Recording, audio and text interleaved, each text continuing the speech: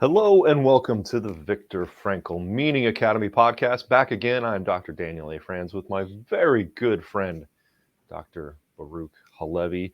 Once again, we sadly are missing our third component of the Viktor Frankl Meaning Academy, Dr. Elise Cortez. She is out traveling the world, impacting other human beings. I think last we saw her, it may have been from a conference or an airport.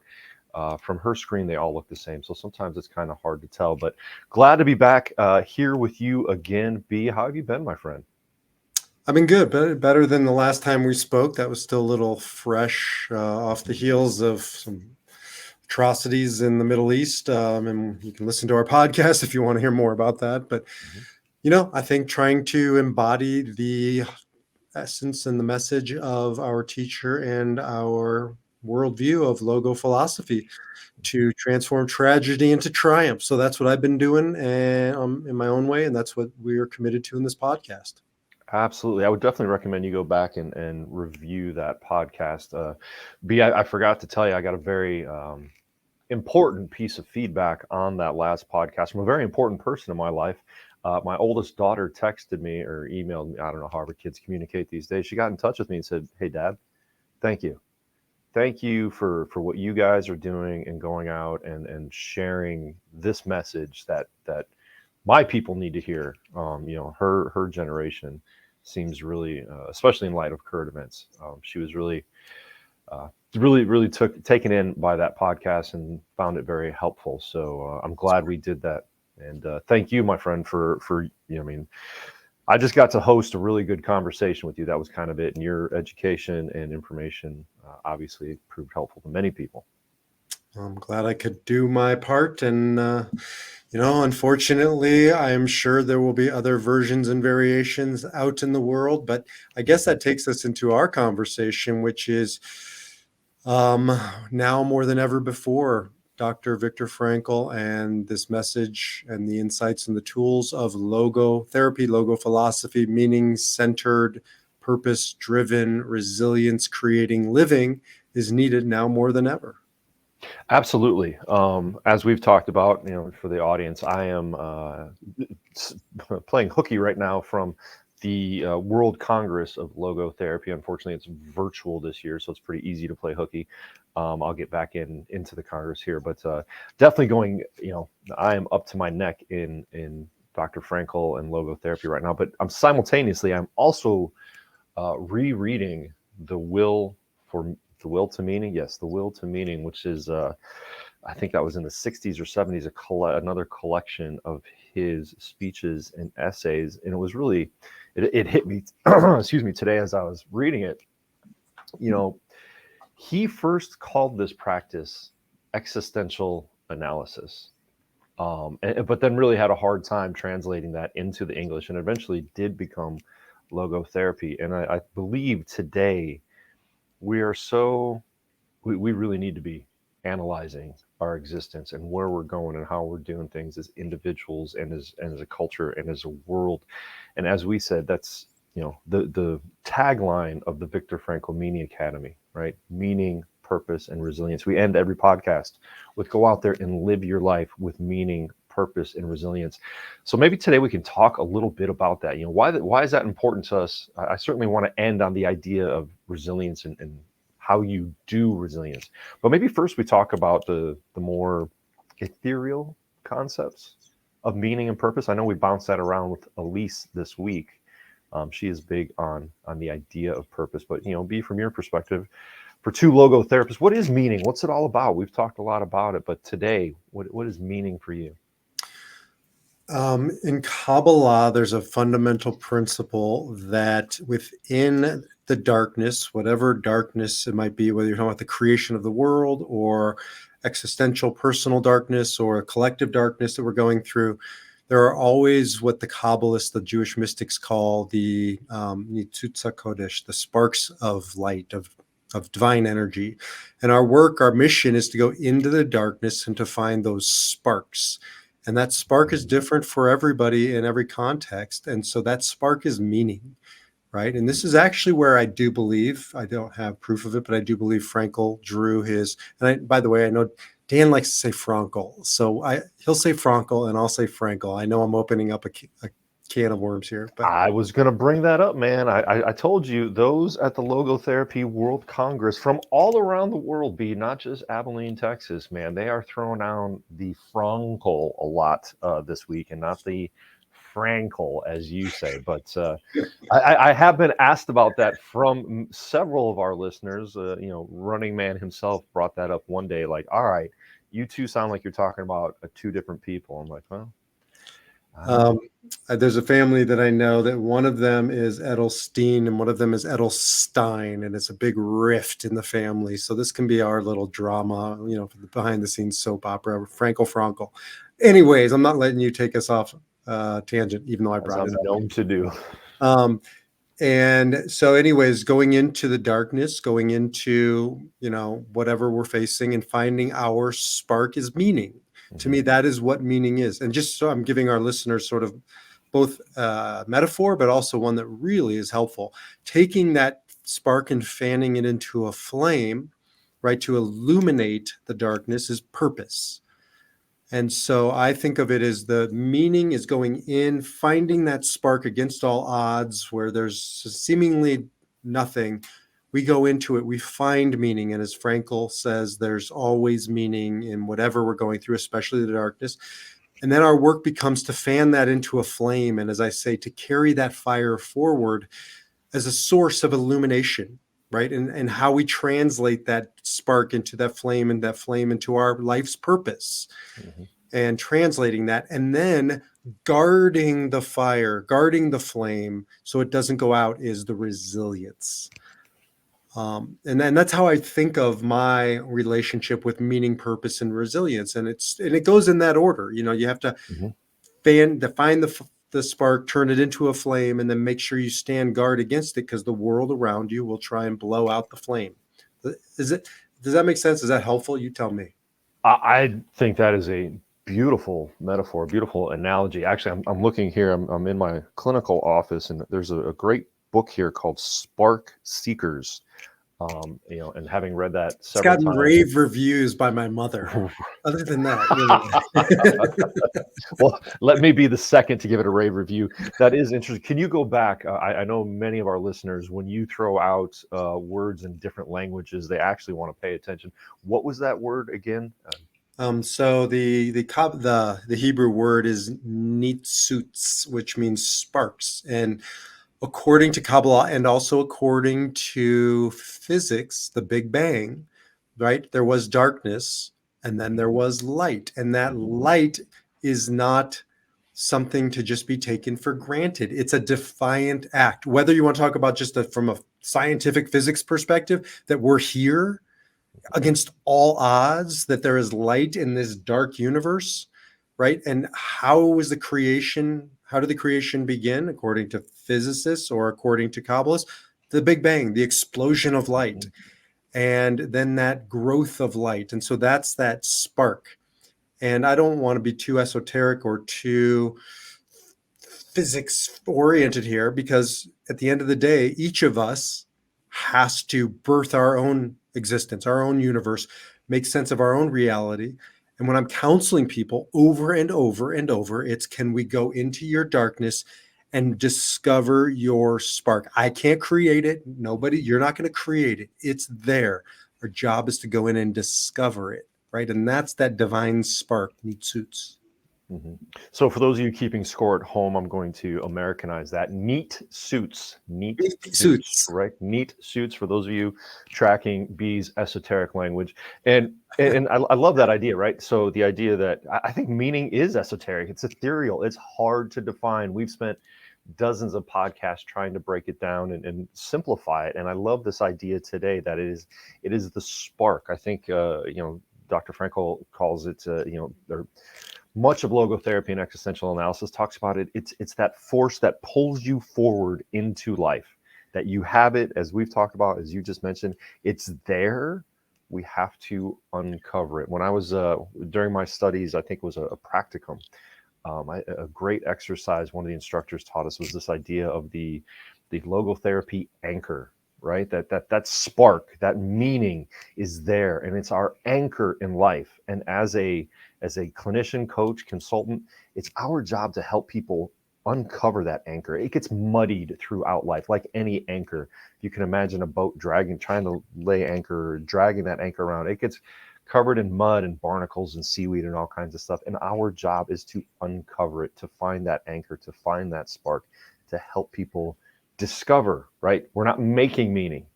Meaning is there to be discovered. And that is, again, meaning purpose. Our purpose is how we go about doing that, right?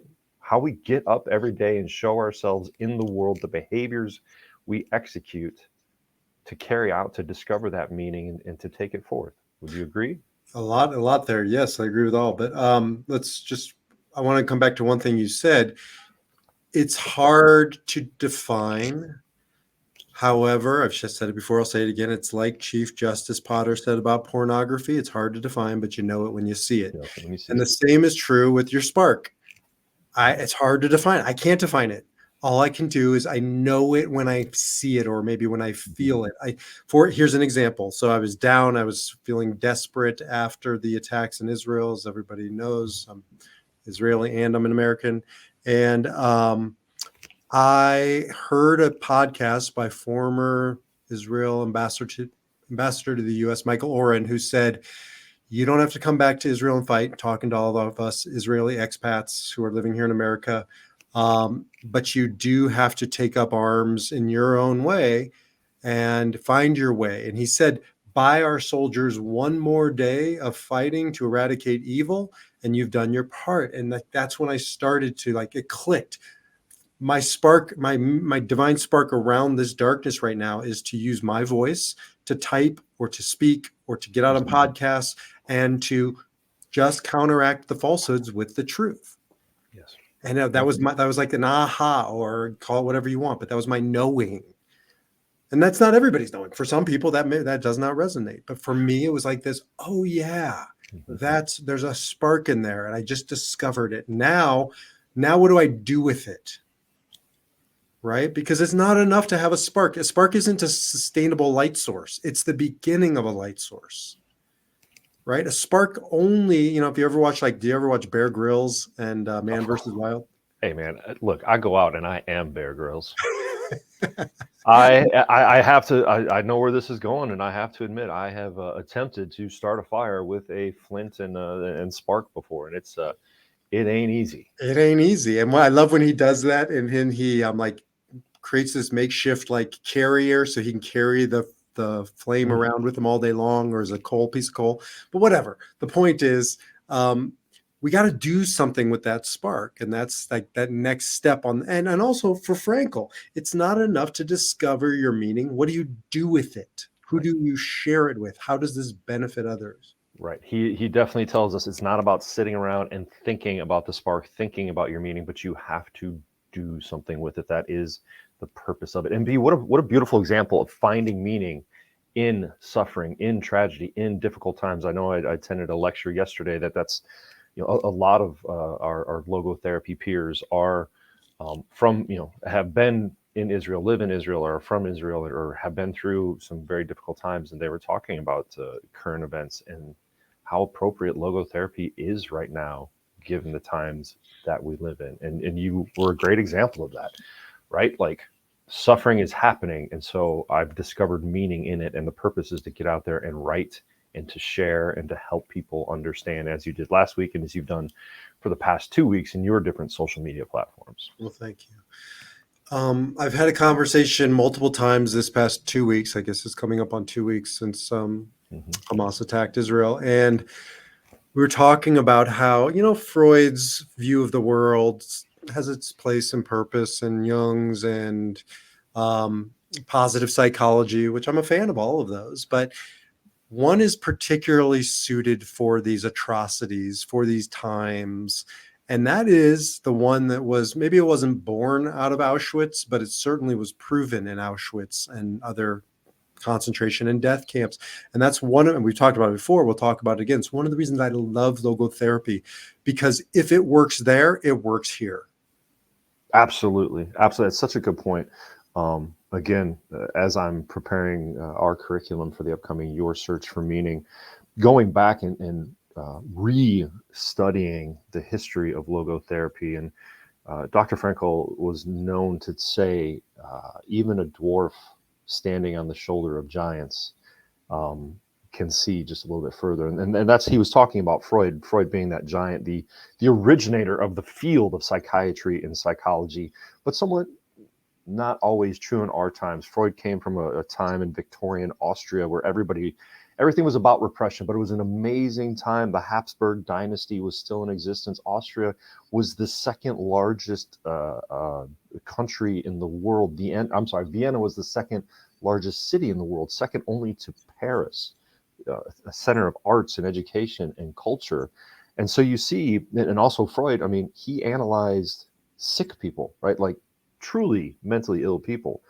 So his theories come from a much different understanding than Frankl, who post World War One, Vienna is decimated. People are depressed and out of work, and highly the suicide rates were incredible back in that time. And he comes up with he had always had the idea since he was, I think, 4 years old, maybe 5 years old, that we have to, what I'm going to die. What is my meaning in life? What is my purpose? And then to test that in the clinics of post World War One Vienna, and then to have to take it and truly put it to work in his own life during those years in the concentration camps. Exactly what you said. If it works there, it'll work anywhere. I think Freud's work is amazing in the laboratory, in theory, in the ivory tower. It's the foundation, it's the intellectual foundation. It was R. Buckminster Fuller who was asked what was the most important contribution, or who was the most important contributor to advancement of human society in the 20th century. And he said, without a doubt, it was Freud. And shocked, people said, it wasn't Einstein with the theory of relativity or some of these. He said, no, without Freud's shift in the understanding that the invisible is more important than the visible, we wouldn't have gotten to those other breakthroughs. The invisible is more important than the invisible is more important than the visible, because we didn't take the invisible seriously, right? It was only if you can see it and touch it and taste it and smell it, that it was real. And what Freud taught us was there's a whole world within us that is invisible, that is still real. In fact, it's more real sometimes than the visible. And so I think that's great, except when, the shit hits the fan and we have to, on the real time in real life, when we're suffering, when we're struggling, what now? What do I do with that? I don't know what to do with that. And that's where I believe Frankl steps in and says, here you go. Become a spark seeker. Discover your spark. Discover your meaning. It's in there. Don't give up. Transform that tragedy into triumph, another saying by Frankl, right? That is, like, to me, a battlefield cry versus wonderful, amazing stuff to study up in the ivory tower. Absolutely. And so I bring this up just about every time we talk together, right? How do we go discover meaning? There are three ways to do it. Our creativity, right? Our work, our acts, what we create, whether it's music or art, or being able to go to work and know that we are helping somebody. May just be the guy next to us or the gal next to us, might be something bigger where we get to help other human beings or organizations, right? But what we create is an opportunity to discover meaning. What we experience is an opportunity to discover meaning, whether it's a beautiful play or an opera or music or a sunset or mountains or whatever it might be. Our experiences bring us meaning. But most significantly, especially in our times today, it's our attitudes towards our difficult times. It's our attitudes towards our suffering. Will I turn this suffering into triumph? Will I take a stand and share my perspective and encourage other people to do likewise? Or will I allow this suffering, will I allow these difficult times to crush me? And what we choose to do there is the opportunity to discover meaning. I want to take your analogy a little bit further, right? So we discover this spark, and we Bear Grylls it, right? We got all the grasses in there, and we're growing the spark into a flame, and you've got your tinder, and then your bigger logs, and then your bigger branches, and then you have to protect it. And B, I love what you said there, man. How do you protect that meaning? How do you protect that spark? It's through resilience. Resilience has been a big word in recent times. What the heck is this resilience? So it's first of all, I can't spell it. I always misspell it. There's how many L's are in it? There's one L or two L's? One I L. believe just one. I've been spelling it for like 50 years and I just keep putting two L's in there. So, but my point of that is I don't even really know what the word means. I like origins. But this one of these words, like really, I can't even figure it out just by sounding it out. Mm-hmm. It's a strange word, resilience, and yet it resonates. It connects. People get it. You say, I talk to people about what I and we are doing in companies, and meaning, yeah, the little esoteric, and purpose, yeah, Simon Sinek, start with why, I get it, but it just feels a little cliched. But resilience, something lights up. And then when I say one of the things we're doing is resilience training, oh, like that's an idea whose time has come. People know we need resilience because we have all this like progress. We have all of this advancement. And yet, in some ways, we're more vulnerable than ever before. And we're lacking that tough layer to endure, to withstand. So, resilience, let's get into that. What is resilience? I'm going to turn it back on you. So, well, that's I've had the again being at the Logotherapy Congress. One of our former speakers was Dr. Stephen Southwick, who's now passed from terrible cancer, and he wrote an amazing book on resilience. And I meant to bring it with me to share with the audience, but Southwick, Southwick, he did some amazing research on resilience and came up with 9 or 10 factors.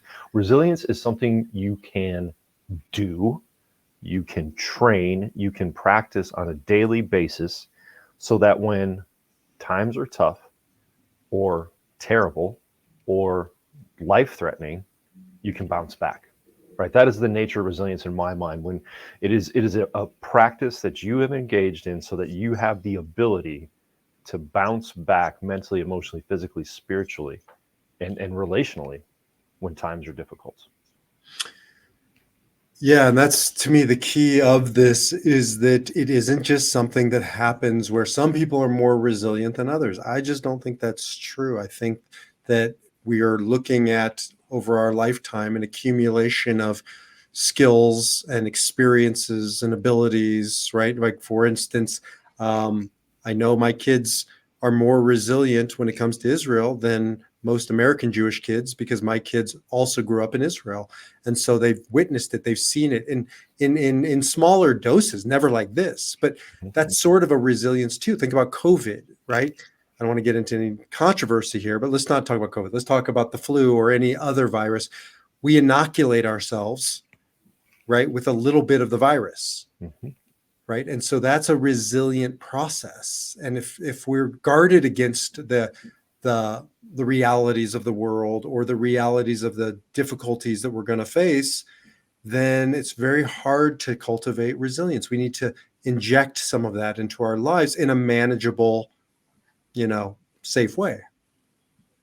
I love how you go from COVID saying, let's not start a controversy to injections and antibiotics and inoculations, which surely there's no controversy around that these days, but way to dodge a bullet and walk into a bullet, buddy.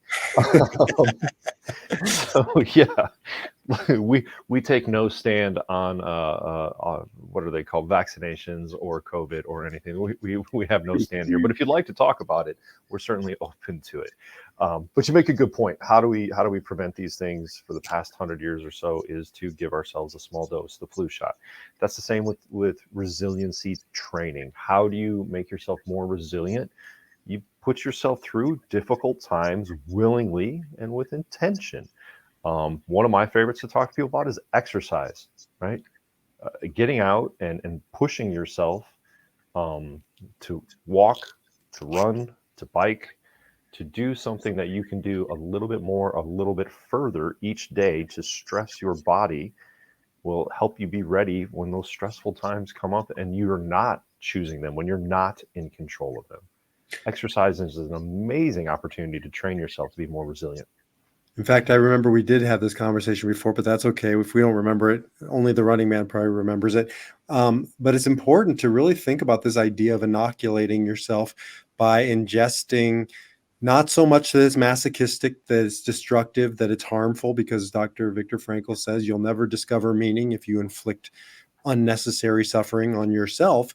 Mhm. So we're talking about enough that you can become inoculated, but not so much that you become, that you hurt yourself.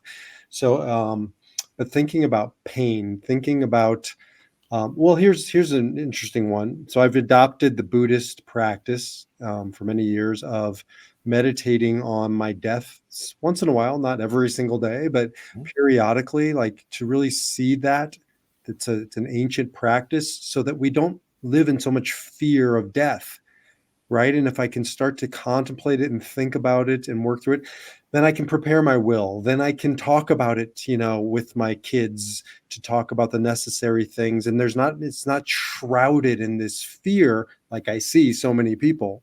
Mhm. That's one example of how do you do resilience training. Buddha, huh? You think that's Buddhist? Well, I know it's a Buddhist practice. I'm sure it's many other places. Oh, okay. Gosh, I was gonna say I know Marcus Aurelius and the Stoics, the Catholics, many ancient mystics. Yeah, many cultures or practices talk about meditating on your death, and I think we live in a culture today that is terrified of that idea because oh my goodness, I'm a finite being. I won't last forever, so I have to go accumulate all the stuff I can possibly get my hands on. When in reality, death means, as they say, you don't get to take it with you. So why bother? Right? To And think our about, kids, our right? kids need that conversation as an example, because otherwise, I've guided thousands of people through grief, and I see it over and over again. People who are unwilling to take their kids to the funeral do a disservice to their children. Sure. It's painful to their child to wonder what's on the other side of that door, Mhm. what's happening at that graveside that I can't go to. I was just talking with a client not that long ago who still goes back 50 years to being left out of the funeral at age 6 or something like that.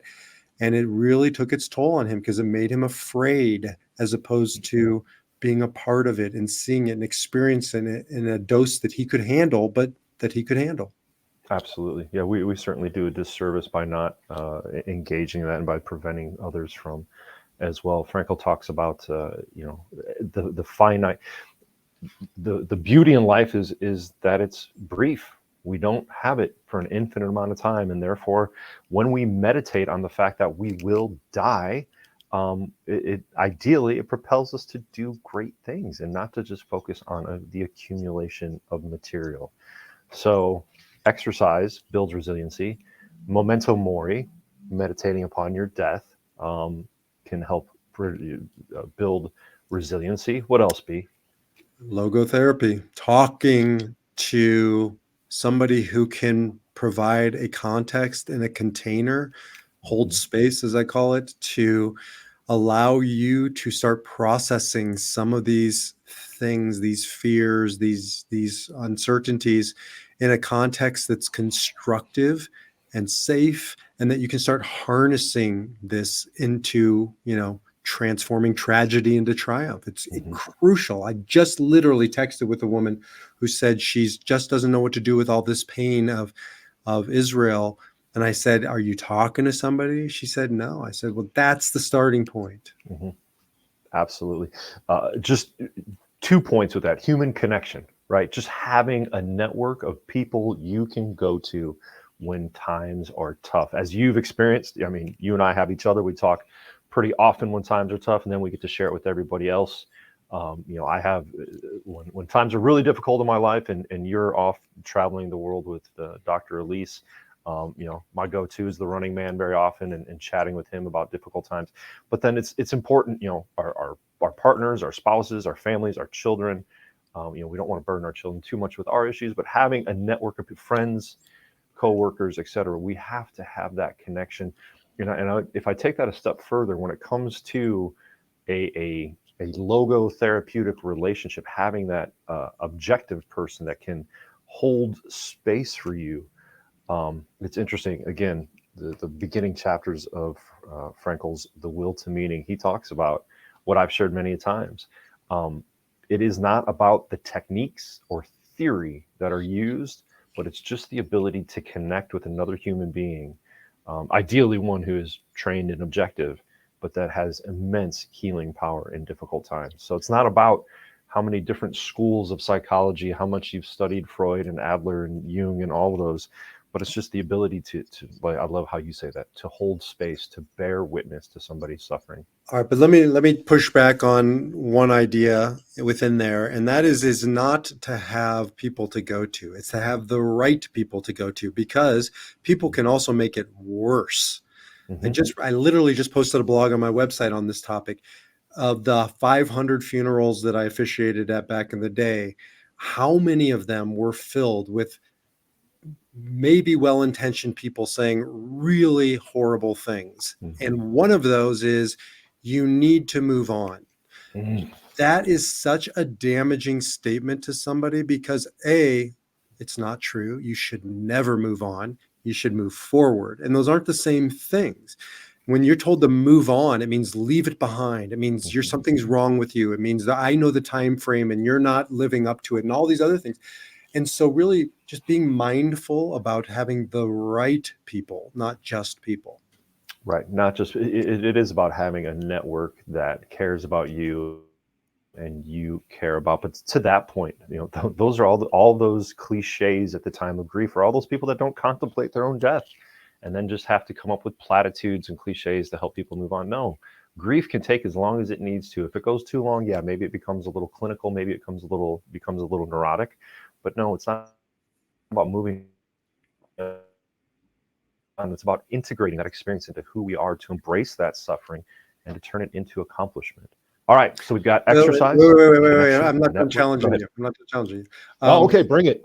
So, and the other thing you said is to have, well, first of all, I don't think your spouse should be your soul. I mean, you didn't say this. I'm not saying you did, but I don't think your spouse or the people in your inner circle should be your sole source, because I've seen it this past 10 days with Israel. If I share too much with Ariella, she's not wired for this. She's an empath, and it starts to burden her. And so I have to go to my good friend Dan and a handful of others to dump my shit on their shoulders, because when somebody's in it with you, right, they can't receive anymore. But Dan's on the, as for our listeners, is on the outside of this particular topic, certainly empathetic, but not inside it so much that he's clouded or he's broken by it. So I just think there's a really important nuance when we talk to people about who you share it with, when you share it with, how you share it with it. One other thing, and then I'll let you respond. One of my frustrations with traditional psychotherapy or counseling is it's too damn objective. I want a brother or a sister in the trenches with me who can feel the pain, hold the space, absorb enough of it that I feel like I'm with somebody who I'm trudging through the trenches with, but not so much that they can't help me out of it. Exactly. Exactly. One of the therapists I work with here has a great saying about that. That that during that time you're here that we're together in this office, I will walk through that mud with you. I will fall down the well with you, but I'll also be there to pick you back up out of it. And that's such a good point. To your point, yes, it's about having a network of connection, not just one connection, not just two connections, and that balance, right? Our spouses are our confidants and usually closest to us, but they can't always be our healers. And to Right. have that network of people that we can go to, again, I'm going to network many people, the right people, a group of people that you can go to, and that hey, this person isn't good with this topic. I maybe not them, but I can go talk to this person anytime about these issues. Michelle calls me all the time and says, "You've got to talk to Dan. He's driving me crazy, and I need That's him to offload some of this crap on you, not me." So absolutely. And the fact that my wife doesn't even listen to our podcast, we can talk about her all that we want. So all right, let's go through. We got exercise, we've got connection, choosing the right people to talk to. Another practice that meditating upon the finiteness of life, contemplating your own death. With that is research tells us, but especially research into resiliency training, a sense of spirituality is very important in difficult times, is a very restorative factor. Being a rabbi, I would assume that means, if we all want to be resilient, we just all need to become Jewish and have that spiritual practice, correct? Oh man, I like you too much. I would never do that to you. No, don't do it. Don't do it. You don't need. You What is spirituality versus religion? don't. Religion is the structure, right? And there are great structures out there. I don't think there's a structure. I think there's many different structures or pathways or whatever your imagery is to walk, to give you tools or, resources or direction. But the spirituality is the fuel for the journey, right? It's that inner thing that we have to turn to, that essence. Call it, Viktor Frankl calls it nuos. You can call it Bob. It doesn't really matter what you call it. There's something within you that's bigger, that's transcendent, that was, is, will be, and we gotta find that thing. Whatever you call it doesn't matter, but we got to find something bigger than ourselves. Yeah, yeah, it is that sense, as Dr. Frankl tells us, it's that ultimate meaning, right? That knowledge that there is something out there more meaningful, greater than what we can understand. And I think you mentioned it before that Freud helped us to realize the invisible is more important than the visible. What we believe in, what we have faith in, what we know to exist out there is very important. I wouldn't say more important than the real, but we have to have that if we want to be resilient. Well, it's more important than the real, not in the sense of like a hierarchy, but in the sense of think about what endures, right? For instance, my dad has been dead for 17 years. 2 days ago was his anniversary date. And yet he's not dead. Why? Because I can feel his love. I know his stories. I pass on all these invisibles to his grandchildren. And this is why I call it, carry the fire. We've carried his fire forward. We've defied death. I'm going to come back to that imagery. I love it. The candle burns down, the candle goes out or goes away, but the flame can be passed. You pass the flame from one candle to another candle to another candle. You can defy death. You can defy physical. You can defy the visible by this commitment to the invisible. And that's why I think during times of building resilience, it's figuring out what's eternal, enduring, true, real. And that's always the invisible stuff. And that's where we got to get back to that and find what the hell is that and how do I get more of that? Dr. Frankl gives us beautiful imagery with that. He tells us that, each event, each moment, each choice in our life is deposited in the granaries of time, in the granary of memory. And I just love that image that each thing, each person we impact, each decision we make is just that little grain that is stored in perpetuity. And that as we pass that on, people continue to use that. There's a saying that every person dies twice. The first time is the actual physical death, and the second time is the last time that their name is ever spoken. And I used to kind of believe in that, but as we talk, it's like, no, that's garbage, right? Because whatever, as I shared, the impact that this podcast had on my daughter, that she passed to her friends, that they'll pass to somebody, that they'll pass to their children or some way. When we engage in meaningful activity, when we make meaningful decisions, we definitely have a positive impact that goes far greater than we could ever imagine. Well, I don't think it's in disagreement with that statement because, at least in Kabbalah, the name isn't just, saying my dad's name was Shelley. It's not me saying Shelley. It's the legacy, the values, the example that he imparted and stood for. When I'm living that out and passing it to my children and they're passing it to their children, it's an act of defiance. So, I think that's what you're saying is it isn't saying his name so much as embodying these qualities, right? And passing that on, or the podcast or whatever it might be. I think our name is imbued in this podcast, literally, but also figuratively. And so that's that light. But coming back to resilience, that's a purpose. Like I can feel it right now in this podcast and the work that you and I are committed to as an act of defiance against that darkness that I was experiencing 2 weeks ago. And I feel my resilience sort of growing and accumulating and or being replenished. So in some ways, I do really think it's about finding something bigger than ourselves that we can participate in and contribute is so essential to feeling a sense of resilience. Absolutely. So as I look at our time, I recognize, we talked about physical activity, sports, running being a path to resilience, to make yourself resilient, to push yourself just a little bit farther each time you put those running shoes on, or you get on the bike, or you get on the treadmill. And I do not want Running Man pushing himself much more past the time we're at He's now. getting older. Yeah, we got to really keep that in mind. In fact, I believe he just got a little bit older recently in the past few weeks, and it's been a pleasure personally watching him grow more decrepit in time. But so we've talked about. I love what you say about meaning, right? You don't always know it is quite ethereal. It's hard to define, but you know it when you see it. Much like fashion. When I think of fashion, I look at that shirt you're wearing, B, and I think, well, that's not fashion, man. I know it's not there. So, however, Coming from the cardigan guy, I'll take that all day long. It actually today is is hoodie day, because I came into the office to clean and to escape the horrible internet at home. So meaning, you know it when it's there. We find it through creativity, experience, and our choice of attitudes. Purpose is how we go out into the world and do meaning.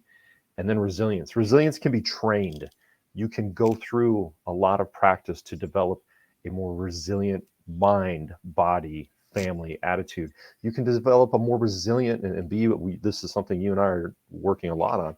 You can develop a more resilient culture in your business, in the work that you do. We've given you 4 or 5 different ways to do it, but if you want to find out more individually, I would definitely check out Southwick's book on resilient. Organizationally, if you're finding your organization, your business does not bounce back well, that's what B and I and Dr. Elise are doing through the Viktor Frankl Meaning Academy and the upcoming Your Search for Meaning and the different trainings we do with different organizations. So feel free to contact us. And one last thing, I was just at a coffee place here, and they had 2 tip jars. They said, if you like the Colorado Buffaloes, tip here. If you like the Colorado State, or whatever they're called, Rams, I think, tip here. So I'm going to leave our listeners with the tip jar. If you made it this far with us, do you prefer Dr. Dan's cardigans or Dr. B's Rico Suave Untucked shirts? I Those can't even. Are those Paisleys? Did Wolverine come up and just scratch that thing? I will say this. All right, so we're going to disagree. So send in your tip, send us an email, and let us know which one you prefer, and that will dictate our future wardrobe choices. There we go. And I got to be honest, B, that office you got, that is a beautiful place compared to the hard brick walls of a former medical suite that I'm in. So one more reason to get myself to Colorado here soon. Until then, my friends, live with meaning, purpose, and resilience. We'll talk to you in the next podcast. We'll see you in the next video. Take care. Take care.